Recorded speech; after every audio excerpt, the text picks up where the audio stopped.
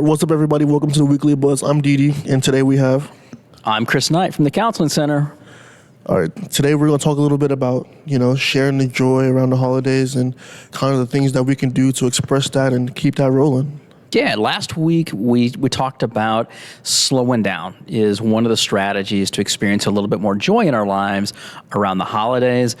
So we're going to talk kind of similar, again, some more tips and strategies on how do we experience more joy in our lives around the holiday season. And today's tip is all about sharing the joy, right? How do we express gratitude? Because we know that when we express gratitude, when we express joy to others, we actually increase our capacity to experience joy in ourselves. Yeah, I completely agree with that. Like, feeling that joy and that gratitude is such an important thing. And I feel like sometimes we miss it because we're going too fast, which is why, it's important to go back and listen to last week's episode, how to slow down and, be present and in the moment. That's right. Shameless pitch. Keep on listening to us, guys. If you missed last week, go back and re-listen to it. Listen to it a whole bunch of times. Hit that like and share button so that we can continue to build and grow our audience. Yeah. Helps us to experience a little bit of gratitude and joy too. But we're going to keep going anyway. Yeah. All right, so let's talk about expressing joy, expressing gratitude. Didi, can you kind of maybe think back on a time when somebody's expressed some gratitude towards you and how that made you feel? I think the most recent experience for me has been working with my coaches here, like giving out campus tours to the new recruits that we have coming in. Yep. I've been giving them for a while, like during the season, but I didn't know all the time if I was doing that good of a job or not. But recently, Coach Trevor reached out to me and said, hey, like, you're doing a great job. I love having you here to do the tours. Like, it means a lot to us that you're helping us out and staying around football because you help us land a lot of those recruits. Because you got injured. For those of you that don't know, Didi got injured during the season. Yeah, sadly. So you stay connected with the football team by doing some tours. Yeah, doing some tours, helping them bring in some new kids to help us win games. So it sounds like Coach Treadwell, when he gave you that feedback, told you, hey, I really appreciate you doing those tours. That was really meaningful for you. Yeah, well, because I wasn't at first always excited about having to give the tours because I didn't know whether I was doing a good or a bad job. But I don't know, it feels a lot better to know that it was a good job rather than a bad job. Yeah, I think we all can relate to that when, those people around us, those people that we care about, let us know, gosh, I appreciate you, right? I'm grateful for those little things that you did. And it doesn't have to be anything major.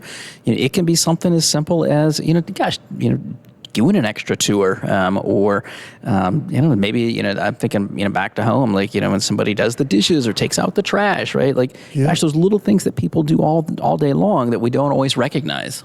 Yeah, I completely agree. It's the small things that really get you through the day, because when you think back on it, sometimes you forget all of the big stuff that happens, but it's that little bitty thing that really wasn't that significant that made the difference for you that you remember all those years later. There's actually some great science behind it that really show how when we express gratitude and joy towards others, it actually strengthens our bonds with those people around us. And again, it goes back to that helping us to be able to experience more joy within ourselves, really throughout the year, but especially around this holiday time. Right? So how does it work, right? Why is that if I express more joy, and this is beyond just the fake it till you make it, but when I express joy and gratitude towards others, how does that work? Why do I start to feel a little bit more connected and more joyful? I feel like that's mainly because as people, we feed off of each other's energy. Like, if I'm happy and I'm expressing that to you and making your day better, now we're both happy. I gotcha. I think that's very true. Yeah. One of the other ways that it really works too, and it goes back a little bit to last episode when we talk about slowing down. We get so caught up in kind of our own perspective and our own kind of thoughts and feelings. When I'm really intentional about spreading joy towards others, it requires me to focus on somebody else, right? To maybe see it from their perspective. So it gets me out of my own head a little bit and it helps me to take on the perspective of others, right? And I think that can be really helpful. I agree completely how that can be helpful. So focusing on others, it helps us to build kind of that empathy, understanding for those around us, right? And there's this infectious quality to it, right? When I express some gratitude towards somebody else, they feel better. They're more likely maybe to express that gratitude back towards me. Again, which goes back to what we talked about, this helping to facilitate and create some bonds between each other. I agree. Yeah, being able to do that is amazing. It really changes. Like you can be having a rough time, but being able like you come in contact with like a close friend that's you know experiencing joy, they're experiencing that gratitude. It makes all the difference for you. Yeah. There's also, again, some great research that really shows how focusing on others, it actually slows down some regions of our brain that are associated with anxiety and helps us to kind of kickstart those executive functioning regions of our brain, which is really helpful as well. And being able to kind of slow down, be present in the moment, and allow us to really experience kind of that gratitude and joy within ourselves. That's nice. I didn't. I don't know. I never knew that about that. Even like smiling, right, and laughing, it gives you a big burst of serotonin, which is that happy, feel-good neurotransmitter. So, really important, really helpful. Yeah. Wow. I never thought about it like that. Like I never thought about it, or I guess the way it worked in our brains. Really. There's actually some great neuroscience behind it. It might be an interesting. We could do a whole segment on that, kind of the science of happiness, and we may do that down the road. That sounds like a good idea. All right. So you know what the other part, how it really helps us, right? It's accepting this reality that we kind of like black and white, right? Either or, but life is both messy and pretty good all at the same time for most of us. Yeah, life can be chaotic. And kind of accepting that reality, like it's not one or the other. Rarely do I have this time of just great peacefulness. Oftentimes, life is messy, especially around the holidays.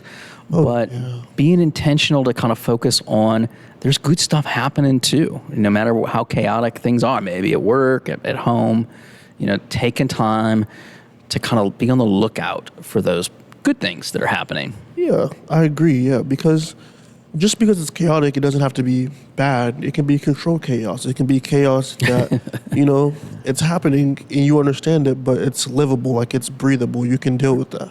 Even when it really is kind of bad sometimes. I don't want to minimize it, but it is that sense of pausing to look for the good things in the midst of kind of the messiness, right? Because they're all around us too. They coexist most of the time together. And why that's so important is it gives us that sense of hopefulness for the future. When life is getting chaotic and it's messy around us, we kind of our frame of reference kind of shrinks and all we can see is kind of the negative, and it just feels really hopeless. I want to pause and really pay attention to maybe those good things that, or maybe they're not great, but at least they don't totally suck around us. That can really be helpful to kind of instill that sense of hopefulness and make those chaotic times maybe a little more short-lived. I agree. I love that. I love that a lot. So, all right, so we're going to shift gears just a little bit, and we're going to talk about some simple ways to practice gratitude and joyfulness in our lives, right? So we know how it works now. How the heck do we go about doing this? Man, so I feel like my favorite way probably would to go about doing it, what I enjoy already.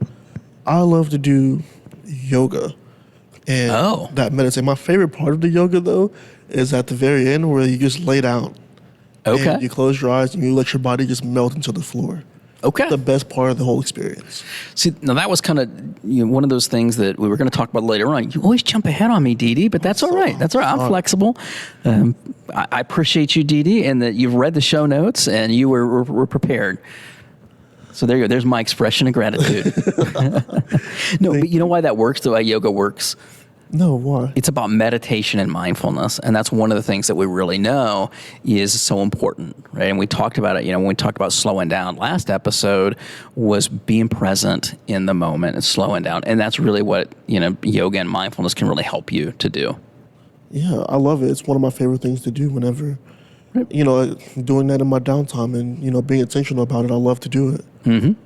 Kind of puts a smile on your face. It does. A little bit. It does. I love it. All right. One of the things we were talking, a little bit off here about was this concept of a gratitude jar. Oh, yeah. So what's a gratitude jar, Dee? Because you actually used one of these before. Yeah, I have used one of these before. So a gratitude jar is just, it can be any jar. It doesn't even have to be a jar. It could be a cup, bowl, anything that's going to hold your notes of gratitude. So you can just tear a little piece of paper and you can put, thoughts of gratitude on them. You can put affirmations on them if you'd like. Yep. You can put whatever makes you feel good on those pieces of paper to put into there. And whenever you feel a little bit down or having a little bit of a rough time, you can reach in there and you can pull from there and read things that make you feel good. Oh, I like that. I like that a lot. And you've used it and it worked pretty well? Yeah, I thought it worked great. Like I called it the rainy day jar, and it was, I don't know, I love it. Kind of banking those happy moments as you kind of write them down and put them in the jar. Yeah, even memories. Yeah, memories are good to put in there as well. Yep. I think that is a really great tip. And it's one of those things that, it doesn't take very long to do. Something happens and I just kind of write it on. You did a sticky note, or what did you do? I used sticky notes, and I'd kind of cut them into different shapes and then put them in there. Gotcha. That's pretty cool. I kind of had a little fun with it. There you go. A little crafty, but make it fun, make it unique. I've had people that oftentimes I'll assign a little bit of homework in my office as a therapist, and have them kind of make a journal, right? A gratitude journal, those moments of the day, and really kind of pay attention to those things that kind of like with your gratitude jar, they just kind of happen naturally. That catches your attention and makes you feel kind of peaceful or joyful. Yeah, I also think that it helps you pay attention to those good things and not miss them. To really focus in on the small things that you experience every day. It's about kind of broadening, our scope of what we're kind of seeing. We talk about sending thank you notes, right, or appreciation notes. I think those can be really helpful for us too. Did you ever do that, Didi? Do you ever get one, or maybe send one? I did. So my job at Lowe's actually sent me one in the mail. They sent me a thank you note for all the work I've done this year, and to keep coming to work and keep doing great. So I enjoyed that. Yeah, I think those things can be really powerful. They don't take a ton of time. They don't take a ton of energy. But again, it goes back to this concept of kind of getting outside of myself and maybe kind of paying attention to those people around me, seeing things from their perspective, and kind of recognizing the good things that maybe they're doing too. Yeah, I completely agree. I love that. All right. So that's going to wrap it up for at least this portion of the episode. So remember, take some time, spread some joy to those people around you, and it's kind of like you're going to get some of that energy back. Yeah, of course. Everything you put out into the world, you'll get back. And if you're always putting out great things, you'll always receive great things. We hope always. I'm not going to say always. Yeah, not always, but hopefully always. That's what we would love. There we go. How about it's going to increase your capacity to experience those when they do come back to you? Yes. It'll probably feel a lot better coming back to you than it felt giving it. All right. So we're going to shift gears. Tom Ferdidi's favorite part of the show, the top 5 part of the show. Always. So hang tight. We'll be back in just a few moments, and we're going to shift gears to the top 5 list of the week. All right.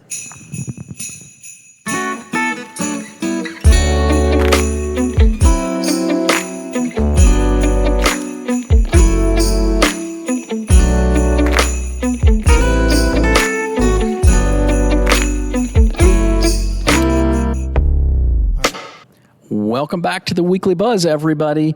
We're back talking about how to experience a little bit more joy in our lives over the Christmas holidays, and it's our top 5 of the week. Oh, yeah.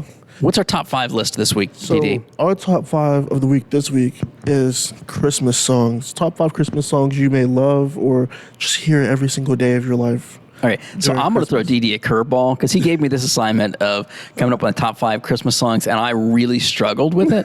So DD's going to give you his top 5 the Christmas songs that he likes. I'm going to give you the top 5 Christmas songs that annoy the crap out of me. Oh my God. So DD's going to give you the good list. I'm going to give you the naughty list. Okay, so those earworms, that's the ones I'm going to give you. Yeah, I'm not going to lie. I think one of mine on here is going to be on his list for sure.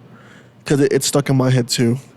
So at number 5, we have Mommy's Kissing Santa Claus.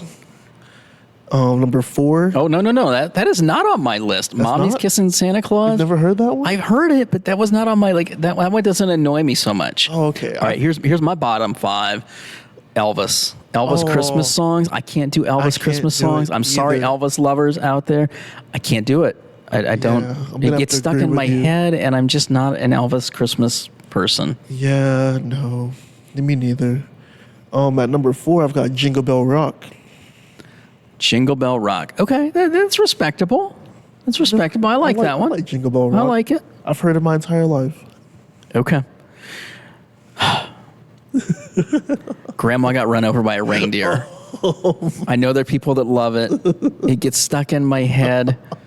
I'm not a big fan. Like, I don't hate it, but no, it just gets stuck in it and it annoys you after the 20th time that you've heard that song. It's pretty annoying. It was like number 6 on the top 10 in the world. No, that should not be number 6. No. Oh, at number 3, we have just regular Jingle Bells. Okay. Classic Christmas song. I actually don't hear that one a lot anymore. I heard it more as a child, but I never hear it anymore. All right. I got to go with the Mariah Carey Christmas.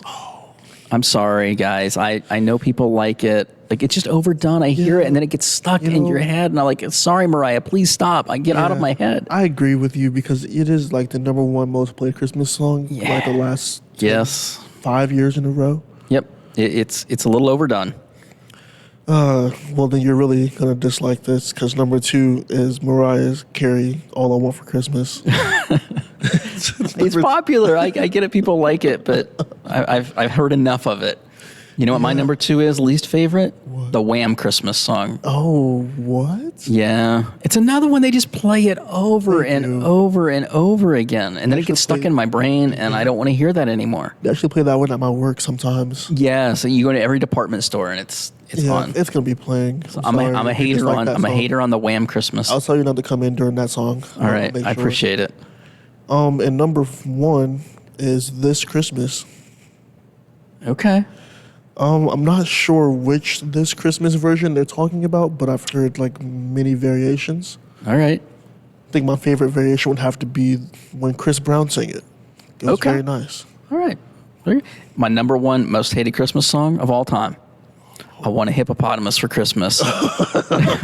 Please, no. I don't want to hear that anymore. I don't want to hear Hippopotamus for Christmas. Please don't. That is wild. No, thank you. I'm going to pass on that one. I can't believe that. Yeah. I haven't. Wow. I Want Hippopotamus for Christmas. Yeah, that's not even a good song. It's not a good song at all. No. At least we can laugh about it, right? We're releasing that oxytocin. Yes. We're having some joy. We hope you guys have had a little bit more joy as you've listened to this episode of The Weekly Buzz. Make sure that you stay tuned next week. Hit that like and share button. We'll see you next week, everybody. See y'all next week. Stay tuned.